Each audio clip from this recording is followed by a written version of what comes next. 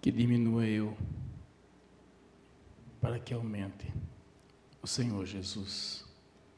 Que cada vez mais nós possamos aparecer menos, mas o nome do Senhor seja engrandecido. Boa noite, igreja, graça e paz do Senhor Jesus, amém? Amém, glória a Deus, aleluia. Nós já ofertamos hoje, já cantamos, já louvamos, né? Já adoramos o Senhor, e agora o Senhor vai nos presentear com a sua palavra, né? Vou passar hoje, está em Daniel, no capítulo 10, versículo 8 e 9, eu quero falar alguma coisa sobre o profeta Daniel. O tema de hoje, inclusive, o que eu coloquei foi o profeta Daniel. Nós vamos tentar descrever o profeta Daniel, como ele fez, o que ele fez, né? E como ele conseguiu sobreviver a tantas coisas difíceis. Mas hoje nós vamos dar só uma introdução, um início. Eu quero ver se eu consigo trazer alguns estudos mais específicos, toda quarta-feira, sobre Daniel. Mas muito bem, Daniel capítulo 10, então, no versículo 8 e 9, diz assim a palavra do Senhor. Assim, fiquei ali sozinho e tive essa visão extraordinária. Perdi as forças, fiquei muito pálido e quase desfaleci. Então, ouvi o homem falar, e ao som de sua voz, perdi os sentidos e fiquei ali esperando com o rosto no chão. Nesse instante, a mão de alguém me tocou e me pôs, ainda trêmulo, sobre minhas mãos e meus joelhos. E o homem me disse, Daniel, você é muito precioso para Deus. Por isso, ouça com atenção o que tenho a lhe dizer. Levante-se, fui enviado a você. Quando ele me disse isso, me levantei ainda tremendo. Em seguida ele disse, não tenha medo, Daniel, pois desde o primeiro dia em que você começou a orar por entendimento e a se humilhar diante do seu Deus, seu pedido foi ouvido. Eu vim em resposta à sua oração. Amém? Aleluia, glória a Deus. Senhor Deus Pai Todo-Poderoso, usa agora teu servo para que seja pregada a tua palavra, Senhor, conforme a tua vontade, e que seja para edificar o nosso coração. Amém, Jesus. Muito bem, vamos falar alguma coisa sobre Daniel. É um grande profeta, né, que a gente não tem muita coisa para falar da infância de Daniel, né? Ele foi jovem já, Nabucodonosor já o levou para a Babilônia e ele começou a vida dele. Daniel foi o quarto dos chamados profetas maiores dentro da Bíblia, né? E personagem principal do livro de Daniel, porém, nada se sabe sobre sua vida além do que tem dentro da Bíblia, né? Não tem uma comprovação que ele realmente existiu. Tudo diz que sim, mas não existe uma pedrinha escrita Daniel, não existe um pergaminho, não existe qualquer coisa que pudesse indicar o nome dele como a gente gosta normalmente de provar, né? Sabemos que Daniel, ele foi um israelita da linha real, ele era do palácio, né? Morava no palácio. Levado cativo de Judá para a Babilônia por Nabucodonosor, mais ou menos no ano 605, no terceiro ano do reinado de Jeoaquim, rei de Judá. Teve também uma história, nesse caso com Jeoaquim, né, o rei, que desafiou, que se juntou com o Egito, teve várias coisas lá, mas nós não vamos entrar nesse detalhe, vamos partir para a história em si, né? Na Babilônia, junto com outros companheiros, Daniel foi educado para o serviço na corte, foi instruído sobre a língua e a civilização dos caldeus, né, que eram os babilônicos. Dentre os companheiros de Daniel, o relato bíblico destaca 3 nomes. Foram 3 amigos que foi junto com ele, né? Ananias, Misael e Azarias. Eles são conhecidos também pelo nome babilônico, né? Que é Sadraque, Mesaque e Abednego. Conforme o costume babilônico, eles colocavam nomes que faziam referência aos seus deuses. E Daniel também recebeu um nome referente ao deus Bel, né?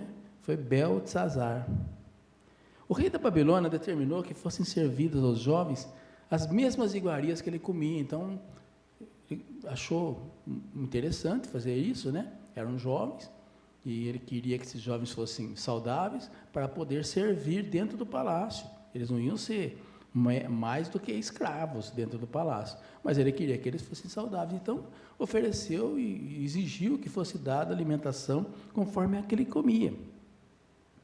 Porém, Daniel propôs, né, que não se contaminar com a porção dessas comidas, nem com o vinho, né? Ele não queria nada. Possivelmente ele lembrou, né, o que Moisés tinha proibido certas comidas. Os judeus até hoje não comem porco, por exemplo, né? Então, várias iguarias eles não podem comer. Então, ele propôs, conversou com o chefe dos eunucos, né, a qual Deus fez com que Daniel achasse graça e misericórdia. Lá em Daniel 1:8 a gente vê isso, né? Para que ele não precisasse comer daquele banquete. Né, o chefe da cozinha lá, o chefe dos eunucos, é interessante que aqui já fala chefe dos eunucos, né? A gente não tem uma prova concreta, mas provavelmente todos aqueles moços que eram levados como escravo acabavam virando eunucos, até porque, para não atacarem, né, as moças da Babilônia, né? Então, provavelmente, esses meninos também, quando foram para lá, acabaram virando eunuco. Não existe uma prova concreta de quase nada, né? Existe só o que está na Bíblia, e a gente vai interpretando, né? Foi feito um acordo, então, para que por 10 dias fosse servido a Daniel e seus 3 amigos apenas legumes e águas. Só dava água e legumes para eles. E eles se comprometeram, né, que eles iam ser melhores, a saúde deles ia ficar melhor do que a dos outros. E ficou assim, daqui 10 dias nós vamos ver se vocês estiverem pior, nós vamos comer a comida do rei. Se nós estivermos melhor, nós vamos, aí mantém o nosso regime. Ao final dos 10 dias, eles seriam examinados e comparados com os demais jovens que estavam se banqueteando com as iguarias do palácio. Mas após 10 dias, Daniel, Ananias, Misael e Azarias estavam com um aspecto mais saudável do que qualquer outro jovem que comeu todas aquelas iguarias do rei. A Bíblia diz que Deus concedeu a esses 4 jovens mais do que eles podiam imaginar, né? Deu a eles conhecimento, inteligência em todas as letras e sabedoria. Então, esses 4 jovens se destacavam dos outros, porque foram mais jovens também de Jerusalém, né, de Israel. Mas esses 4 se destacaram, porque Deus abençoou, de alguma maneira, por algum motivo, Deus abençoou todos eles, até depois vai demonstrando na própria vivência lá na Babilônia, por que Deus abençoou esses homens, né, esses meninos ainda, nesse momento. Mas para Daniel, além disso, né, de sabedoria e inteligência, Deus também deu entendimento em visão e sonhos. Ele conseguia interpretar sonhos e visões conforme Deus mostrava para ele, óbvio, né? Mas Deus deu a ele esse conhecimento. Quando o período de treinamento determinado por Nabucodonosor terminou, os jovens foram conduzidos à presença do rei, que não foi achado outros jovens tão capazes como eles, né? Tornaram-se assistentes diretos do rei, que lhes fez várias perguntas sobre todos os assuntos, e o conhecimento e a sabedoria de Daniel e seus 3 amigos se mostraram 10 vezes mais, né? Eles eram mais sábios 10 vezes, além dos sábios que tinham em todo o reino da Babilônia. Eles eram as pessoas mais inteligentes daquele reino. O profeta Daniel ganhou reputação inicialmente interpretando os sonhos do rei. Daniel 2:4, né? O rei havia tido um sonho que lhe deixou perturbado, e convocando os magos, os encantadores, os feiticeiros e os astrólogos, pediu-lhes que revelassem não só o significado do sonho, mas o próprio conteúdo do sonho. O rei sonhou, chamou todos os magos e falou: eu quero saber o que significa esse sonho. Aí o pessoal perguntou: mas qual foi o sonho? E o rei falou: mas espera aí, vocês vão saber o significado, mas vocês não conseguem adivinhar qual sonho que eu sonhei. Se vocês não adivinharem o sonho, vou matar todo mundo, inclusive os quatro amigos, Daniel e os seus 3 amigos. Entretanto, eles não foram capazes de revelar o sonho, e o rei fez com que Nabucodonosor ordenasse que todos os sábios fossem executados, incluindo Daniel e seus amigos. Ao saber disso, Daniel pediu um prazo para que se revelasse ao rei o conteúdo dos sonhos e que ele poderia interpretar. Através da divina revelação, Daniel contou o sonho ao rei, bem como a sua interpretação, que incluía a destruição do reino. Vocês podem ler lá em Daniel 2, 19 a 36, né? Nabucodonosor, impressionado com o que aconteceu, honrou a Deus e recompensou Daniel com presentes preciosos, colocando-o como governador de toda a província de Babilônia, além de principal governador de todos os sábios. O rei dividiu a Babilônia em províncias, colocou prefeitos, né, pessoas para tomar conta de cada um deles, e colocou 3 como se fossem governadores acima desses que os prefeitos, digamos, né? E Daniel era um desses 3 que tomava conta de várias e várias províncias. Mas ele se destacou, ele começou a se destacar. E os outros governadores que estavam junto com ele falaram: esse cara vai tomar conta de nós. Ele nem é da nossa nacionalidade. E ele vai mandar em nós. Então vamos armar alguma para eles?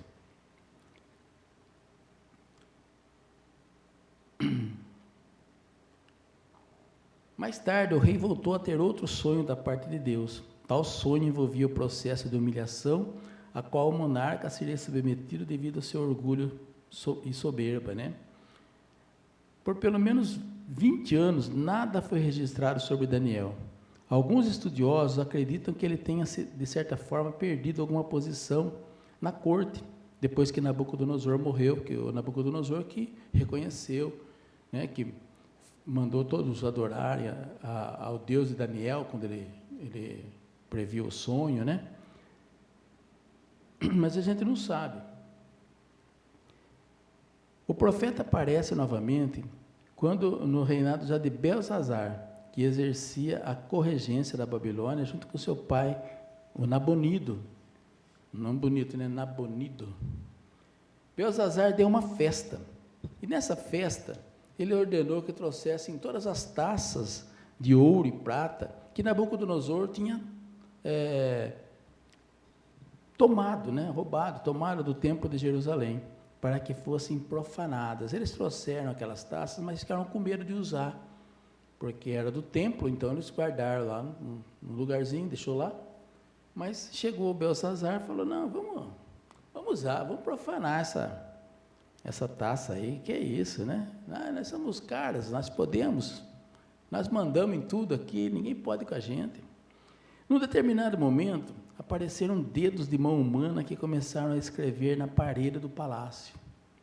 Quando nenhum dos sábios pôde desvendar o que havia sido escrito, a rainha, provavelmente filha de Nabucodonosor e mãe de Belzazar, também não se sabe, não está descrito isso, mas a gente supõe, lembrou-se de Daniel, que acabou sendo convocado para interpretar a inscrição que estava na parede. E nessa inscrição estava escrito: Mene, Mene, Tekel, Parsim. Está no capítulo 5, 25, se quiser ler na Bíblia, né? De acordo com a interpretação do profeta, as inscrições misteriosas da parede eram uma referência à sentença sobre a conquista da Babilônia e a queda de seu rei. A interpretação exata de Daniel foi: Mene significa Deus contou os dias do teu reinado e determinou o seu fim. Tekel significa foste pesado na balança e achado em falta. Estava ruim para ele, né? E Parsim, teu reino foi dividido e entregue aos medos e aos persas. Tá? Tudo sucedeu conforme a interpretação de Daniel. Dario matou Belzazar, ou Dário, né? E conquistou Babilônia naquela mesma noite. Na noite do jantar, né? Deus escreveu na parede, Daniel profetizou, fez a leitura daquilo, e à noite mesmo, Dário chegou e matou Belzazar e dominou e conquistou a Babilônia. Quando Daniel tomou a Babilônia, Dário, quer dizer, né? Quando Dário tomou a Babilônia, reconheceu a habilidade de Daniel. Separou 120 governadores de províncias e também escolheu 3 homens que agiram como supervisores dos governadores. E Daniel estava entre os 3. Daniel, porém, começou a se destacar. E o rei planejava colocar ele como chefe. Como eu já estava começando a contar lá atrás, aí eu parei porque eu sabia que ia vir aqui na frente a contagem, né? Então, os supervisores lá, os governadores, Daniel se destacou. E Dário falou: eu vou botar vou botar ele como chefe, né? Ele vai ser o líder do pessoal. Diante disso, os governadores começaram a tentar derrubar Daniel, mas não encontravam nada para acusar. Então tramaram uma conspiração que afrontava a lei de Deus e colocava Daniel numa posição sem saída. Como é bom isso, né, gente? Eu não estou mais falando de Daniel, mas pensando em nós aqui, né? Como seria sempre bom, né? Se as pessoas não tivessem como nos acusar. Olha que coisa boa, né? As pessoas tentam derrubar você, mas não conseguem, porque você não tem nada errado na sua vida. Você não deve nada para ninguém. Como é bom, né? Você está sempre fazendo as coisas da melhor maneira possível. Que maravilha. Assim estava Daniel, fazendo tudo de acordo. Ele orava 3 vezes por dia, e da janela do quarto dele dava direto para Israel. Ele olhava para Israel e orava ao Deus, pedindo perdão, pedindo ajuda, né? Mas ele orava. E ele não fazia nada contra ninguém, ele não perturbava ninguém, não atrapalhava a vida de ninguém, não falava mal de ninguém, não roubava ninguém, né? E ele vivia para sempre edificar o nome de Deus. Então, eles tentaram de tudo, mas não conseguiam derrubar Daniel. Então eles tramaram uma conspiração que afrontava a lei de Deus, né? O plano consistia em fazer com que o rei Dário, estabelecesse um decreto de que durante 30 dias todas as orações deveriam ser direcionadas ao rei. E quem desobedecesse seria atirado na cova dos leões. Está lá em Daniel 6, 7. Se vocês quiserem ver na Bíblia, né? Está lá marcado. Então, eles não tinham como fazer. Vai pegar onde? A única coisa é a gente condenar o que ele está fazendo de certo. Olha. O que ele está fazendo de piedoso, ele está orando para o Deus dele. Porque ainda era o Deus dele. Nem todos, né? A maioria ainda não aceitava o nosso Deus. E eles fizeram com que Dário assinasse, Dário carimbou lá, né? A lei, fala, beleza, né? 1 mês só, o pessoal me adorando, né? Isso não foi bom para Dário também. Daniel não se abalou com esse decreto. Ao contrário, como de costume, ele continuou orando 3 vezes ao dia em seu quarto, onde as janelas davam para Jerusalém. Né? Ele continuou fazendo a mesma coisa. Não mudou nada. Veja bem, isso é uma coisa que a gente está nos nossos dias hoje, né? Hoje, a gente estar certo é considerado errado. Você falar certas coisas hoje é um pecado mortal. Você tem que ser conivente com as coisas erradas para dar certo. Vocês estão percebendo? Como é lá de Daniel. São, sei lá, eu não me lembro agora há quanto tempo, mas é muito tempo antes de Cristo. Né? Muito tempo. Pelo menos uns 800 anos, 600 anos, eu não me lembro, mas é muito tempo. Então são 2.600 anos para trás de nós. Mas esse homem era sério. Queriam tirar ele do sério. Queriam levar ele para um outro caminho. Queriam que ele fizesse a vontade deles. E ele podia falar assim, viu? É só um mês, Deus. Eu vou orar para Dário mesmo, por mês. Depois eu volto a orar para o Senhor. Tudo bem? Beleza, Deus? Tá certo? Quantas vezes nós pensamos assim, né? Eu vou ser a favor de matar criança. Não tem problema. Né? Você é a favor de entorpecer o meu corpo? Não tem problema. É só para, né? Só para dizer assim, que eu estou junto. Eu não concordo, mas eu falo que sim, para ninguém vir atrás de mim, para ninguém me censurar, para ninguém me prender. Que lição Daniel nos dá, né? Ele continuou firme, orando 3 vezes ao dia. E aqueles contrários a ele, que hoje nós temos muitos contrários a nós, né? Estavam lá espiando, porque essas pessoas, elas são assim. Elas não rezam, elas não oram, elas não pedem, elas não têm tempo para ir na igreja, elas não têm tempo para fazer nada de bom, mas elas têm tempo para olhar o que você está fazendo, e para criticar, e para entregar você, e para falar mal de você, para filmar ou fotografar você de um jeito que comprometa ainda. Eles estavam lá embaixo da janela. E como eles estavam em mais de um, né? 2, 3 ali, o rei teve que acreditar neles. Quando eles chegaram no rei, falou, olha, tem um cara aí que você gosta muito, mas ele está desobedecendo a sua ordem. Sua ordem é uma ordem real e não pode ser desobedecida. Essa ordem real não pode ser desobedecida. Como parte da conspiração, os homens ficaram vigiando o profeta, né? E assim que o encontraram orando, correram contra o rei. Maravilha, né? Como é parecido com um país que eu conheço da América do Sul, meu Deus do céu, como é parecido. Ao ouvir sobre a desobediência do profeta Dário, ficou muito triste e tentou salvar Daniel. Mas não tinha jeito. Lei é lei. Mesmo que seja uma lei esdrúxula, mesmo que seja uma lei errada, mesmo que seja uma lei que não devia existir, mas é lei. Pior é quando a gente vê um país, né, em alguns lugares, tem países assim, né, não sei direto aonde, mas que não se segue nem a lei. Não é pior ainda, quando a gente vê os magistrados formando lei, fazendo lei, pelo menos Dário, né, se compadeceu, fez a lei errada, não devia ter feito, devia ter pensado, e depois ele sentiu.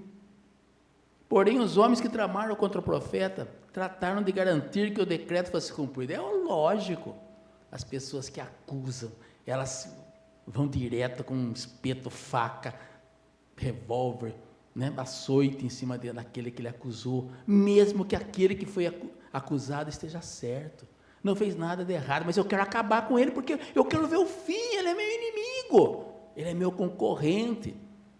Nós pensamos assim? Será que uma pessoa que pensa desse jeito pode falar que é cristão? Pode falar que ele ama Jesus? Ou que ele ama a Deus?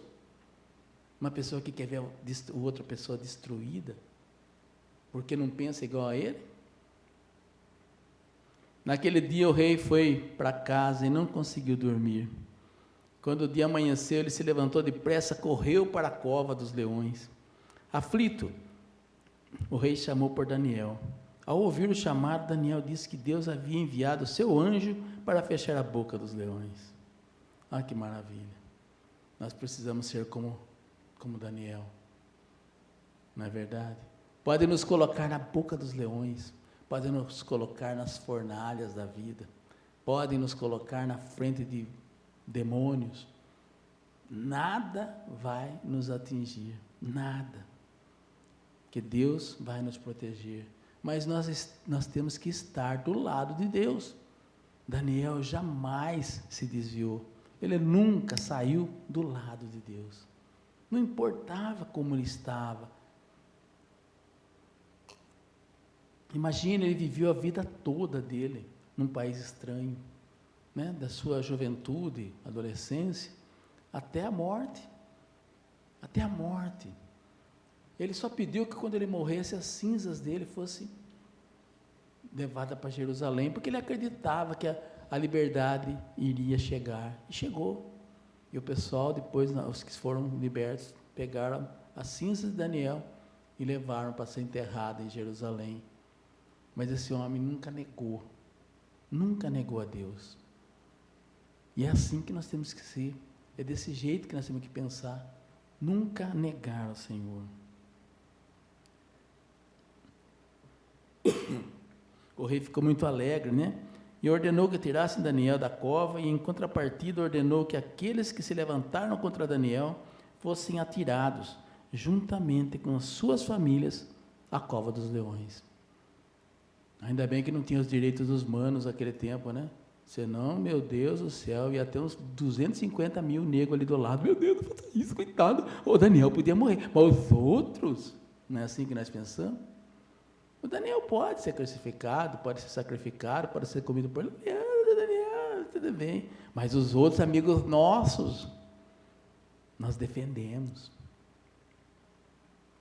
Por fim, o rei ainda editou um decreto para que todos temessem e reverenciassem o Deus de Daniel. Entende? O que é isso, gente? É o que nós sempre falamos. Nós temos que fazer com que o nome de Deus, o nome de Jesus, seja maior, cada dia maior, através da nossa vida, da nossa palavra, do nosso sentimento, do jeito que nós tratamos as pessoas.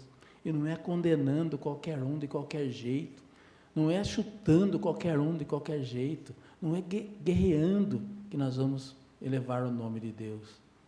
E também não é sendo o idiota, fazendo tudo de qualquer jeito, ficando na moita, achando que está tudo bem, não adianta, nunca adianta fazer nada. Oração significa ação, orar e agir. Nós temos que trabalhar, nós temos que correr atrás, nós temos que estudar, nós temos que sair do ostracismo. Sabe o que é ostracismo? É aquele cara que senta na frente da televisão e fica ali, sabe? Ele levanta de manhã e vai trabalhar, ele trabalha no ponto morto ali, né? Ele não sabe nem o que ele está fazendo. Se perguntar, o que você faz, Ana? Eu nem sei direito o que eu faço. Me ensinar a apertar 2 botões lá, aperto 2 botões e não vejo a hora de ir embora, meu Deus do céu. Aí chega em casa, não vê a hora de ir embora, chega em casa, senta no sofá e fica. Sabe, não tem vontade de nada, não vai numa igreja, não vai numa festa, não ajuda ninguém. Não... Que vida é essa? Para viver como um zumbi, qual a vantagem? Seja dinâmico. Leia a palavra de Deus. Ore a Deus. Pergunte para o Senhor qual é a minha atividade, o que eu tenho que fazer, Senhor. O que o Senhor quer que eu faça? Eu posso ajudar nessa obra como, Senhor?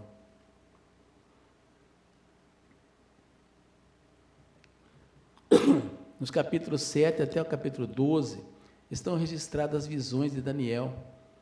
E nessas visões predizem o triunfo do reino messiânico. Daniel teve sua última visão registrada nas margens do rio Tigre, durante o 3º ano do reinado de Ciro, que já era outro rei depois de Dário. No Novo Testamento, Jesus cita a profecia de Daniel acerca do abominável da desolação. Está escrito em Daniel 9, 27, né? E depois em Mateus 24, 15, Marcos 13, 14, Jesus fala sobre esse abominável da desolação, que historicamente se referia à profanação feita por Antíoco IV, né, Epifânio, que foi causada pelo general romano Tito, na queda de Jerusalém no ano 70. No ano 70 foi derrubado Jerusalém, os israelitas eles começaram a querer guerrear com Roma, né, tentar se rebelar. Em Roma, eles venceram a primeira batalha, depois Roma colocou muitos soldados, vieram com tudo para cima dos judeus e arrasou com tudo. E aí eles aproveitaram, destruíram o templo, né, que foi feito por Herodes. Herodes também era um judeu, mas trabalhava para Roma. E foi destruído tudo. Então, lá em Daniel, ele já tinha feito essa previsão, e Jesus usou isso em Marcos 24:15, né? No ano 70, a destruição total de Jerusalém, principalmente a destruição do templo, que até hoje não foi reconstruída, né? Ainda sobre essa profecia, os estudiosos concordam que esses eventos tipificam de alguma forma o anticristo que surgirá perto do fim. Então, além de colocar esse fato que já aconteceu, também alguns estudiosos acham que essa previsão, né, essa revelação, também fala do anticristo que há de vir no final dos tempos, tá? Então, ele falou em duas etapas. Daniel falou uma coisa só, mas serviu para duas etapas. Muitos acharam que terminou em 70, muitos acham que foi em 70, mas vai terminar com a chegada do anticristo, e muitos acham que em 70 ele não falou, ele falou do anticristo já. São três vertentes, né? Mas o importante é que Daniel falou sobre o final dos tempos em muitas passagens. Hoje eu estou só dando um apanhado sobre a história de Daniel, mas eu quero ver se eu consigo, se Deus me permitir, eu quero ver se eu consigo trazer toda quarta-feira um estudo sobre as profecias de Daniel, né, falando sobre, principalmente, o nosso futuro, né, porque eu não sei se vocês acreditam, mas eu acredito que Jesus está voltando. Não importa se ele vai voltar, se ele vai parar lá em cima, num cavalo branco, ele está voltando. O mundo está chegando ao fim. O anticristo já está, a terra está sendo preparada para a chegada do anticristo. E vocês estão vendo isso, gente. Nós estamos vendo. A gente quer que melhore, que mude. Nós queremos que a justiça seja feita em todos os lugares. Nós queremos, como cristãos, como homens de Deus, nós queremos a justiça, nós queremos as coisas certas. Mas não é assim que vai ser. O mundo está sendo preparado para o inimigo. Ele está sendo preparado, entende? Não vai chegar aqui com todo mundo querendo matar o anticristo. Pelo contrário, nós vamos nos ajoelhar. Eu espero que eu não faça isso, mas vai ser difícil, porque ele vai nos enganar, né? Ele vai mostrar as coisas maravilhosas e como nós gostamos dessas coisas. Essas pessoas que falam bonito, como nós gostamos, né? Nós vamos nos ajoelhar para esse anticristo. E ele vai ser bonzinho por 3 anos e meio, até os outros 3 anos e meio a coisa vai ficar preta. Eu espero não estar aqui, né? Espero já ter ido embora daqui, estar esperando no meu túmulo, né, a volta de Jesus, para que a gente suba para o céu. Mas eu vou ver se eu faço algum estudo, vou pegar os estudos que eu tenho aí, vou preparar de um jeito fácil, para que a gente possa estar vendo isso. Então, o final dos tempos, através das leituras do livro de Daniel, né? Tem muita coisa importante, muita coisa que a gente que é gostoso de estar falando, né? Não é questão de falar, mas isso aí é tudo suposição. Então, mas está na Bíblia, né? É lógico que acaba sendo uma suposição em parte, porque só o que aconteceu que a gente pode garantir que aconteceu, né? Eu não posso falar que eu vou acordar amanhã cedo, posso? Eu estou vivo hoje, mas amanhã, 6 horas da manhã, 7 horas da manhã eu vou estar vivo? Não sei. Como é que eu vou garantir amanhã? Como é que eu vou garantir que essa lâmpada vai acender no domingo, no culto aqui? Não tem como. Pode ser que na hora que eu ligue ela, ela queime, quem que sabe? Eu não estou prevendo isso, mas pode acontecer, não pode? Então, o que Daniel falou e já aconteceu é uma coisa, mas o que ele falou e não aconteceu, coisas, previsões futuras, como no caso do Apocalipse, nós não temos como saber. Então, nós temos que estudar, olhar aquilo, né, e tentar entender como pode acontecer aquilo. Quais as evidências que isso aí pode acontecer ou não, tá? Então, é assim que funciona o estudo. Não tem como você adivinhar, não tem como provar uma coisa que não aconteceu ainda. Mas nós temos muitas coisas de Daniel que já aconteceram durante toda a história. Então, nós vamos conseguir trazer, tem muita coisa legal.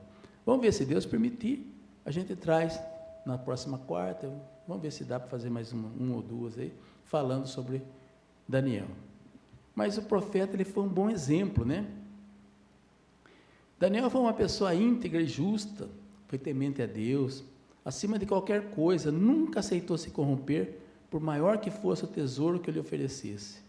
Era fiel a Deus, mesmo que isso custasse a sua vida. Se ele tivesse que morrer, ele entregava a sua vida, mas não traía o Jesus. Olha, a Deus no caso, né? Olha que interessante. Provavelmente Daniel alcançou os 90 anos, vivendo até o ano de 536, no terceiro ano do reinado de Ciro. Existe uma tradição rabínica que afirma que Daniel voltou para Jerusalém no final de sua vida, com a libertação dos exilados, e foi sepultado em Susa. Porém, não existe qualquer evidência para atestar tal tradição. Ele queria voltar para Israel e ele pediu que voltasse. Alguns acham que ele conseguiu voltar vivo, mas a maioria dos estudiosos acha que não, que ele morreu, queimaram, né, e as cinzas dele, ou a ossada dele, não se sabe ao certo, acabou voltando para Jerusalém, que foi o pedido que ele fez. Amém? Espero que tenha sido agradável, né, que tenha entrado no seu coração, porque a palavra de Deus não é para ser agradável, né? Ela tem que entrar no coração e nos dar alguma força, nos dar algum caminho, nos dar alguma direção, às vezes nos machucar, nos apertar, né? E às vezes nos alegrar, entende? Esse é o ritmo da palavra. Ela não pode ser uma palavra que só dói, mas também não pode ser uma palavra que só faz nos sorrir, ficarmos felizes. A palavra de Deus, ela tem um monte de performance. Então, nós temos que estar atento. O que Deus está falando hoje, o que Deus vai me falar amanhã, o que Deus me falou domingo, vai lembrando, vai pensando, vai vendo o que Deus está falando para nós, o que Deus está esperando, o que Deus quer de nós. Ele fala diretamente, através dos pastores, através da Bíblia, através dos louvores, Ele vai falando conosco. Amém? Glória a Deus. Deus Pai Todo-Poderoso, obrigado, Senhor, por mais essa palavra, obrigado por tudo que o Senhor faz conosco, Senhor. Louvado seja o Teu santo nome, Pai. Nós pedimos que o Senhor abençoe a nossa reunião dos empresários, que faremos amanhã à noite, aqui na Fanatel, às 7h30, né, e que o Senhor esteja à frente de tudo, Pai, abençoando e trazendo as pessoas para serem abençoadas, em nome de Jesus. Amém. Eu vou fazer a oração.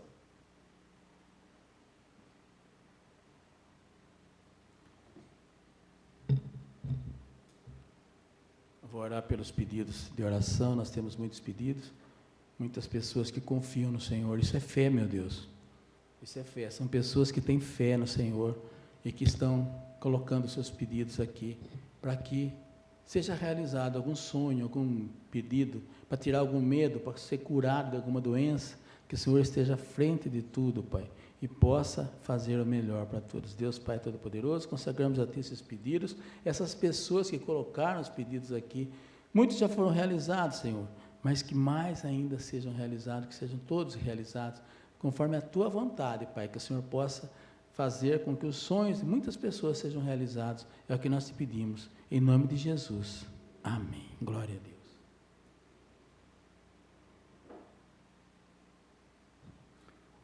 Aleluia, Jesus, louvado seja. Vamos fazer o nosso encerramento, né? Coloque sua mão agora no seu coração, se for possível, né? Se tiver jeito. E vamos agradecer, Deus Pai Todo-Poderoso. Obrigado, Senhor, por mais um dia. Obrigado por mais um culto da vitória na quarta-feira, Senhor. Obrigado pela nossa saúde, pela nossa vida. Obrigado pela nossa família, Senhor. Obrigado por tudo que o Senhor tem nos dado, nossas escolas, né, nossos bens, tudo que nós temos, Senhor, é tudo Seu, Pai. Nós estamos aqui simplesmente para sermos administradores de tudo que o Senhor nos deu. Obrigado, Jesus. Que nós possamos fazer crescer mais ainda tudo que o Senhor nos deu, para que a gente possa distribuir, possa ajudar mais pessoas em nome de Jesus. Obrigado, Jesus. Obrigado, meu Deus. Eu quero pedir também pelos meus irmãos, quero pedir pelos meus filhos e pelas minhas 3 netas, Senhor. Que o Senhor esteja à frente de todos eles, que o Senhor esteja com todos eles, que o Senhor possa distribuir o Seu amor para todos eles, Senhor, abençoar cada um deles, e através dos meus irmãos, que seja abençoado seus filhos e os netos deles, Pai, que todos sejam abençoados de uma maneira maravilhosa, Senhor.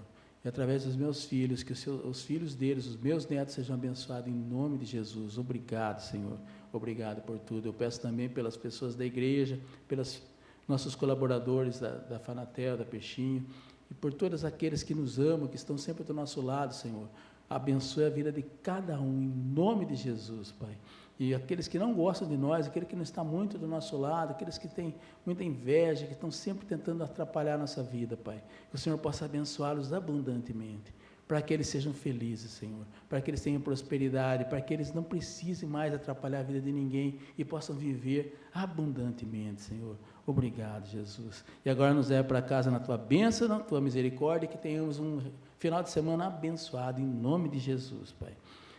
Que o Senhor os abençoe e os guarde, faça resplandecer o rosto sobre vocês e tenha misericórdia de todos. O Senhor levante o rosto sobre vocês e lhes dê a paz. E que a graça do Senhor Jesus Cristo, o amor de Deus nosso Pai e as consolações do Espírito Santo sejam com todos, desde agora e para sempre. Todos digam amém. Vamos em paz, que o Senhor nos acompanhe e uma boa noite a todos.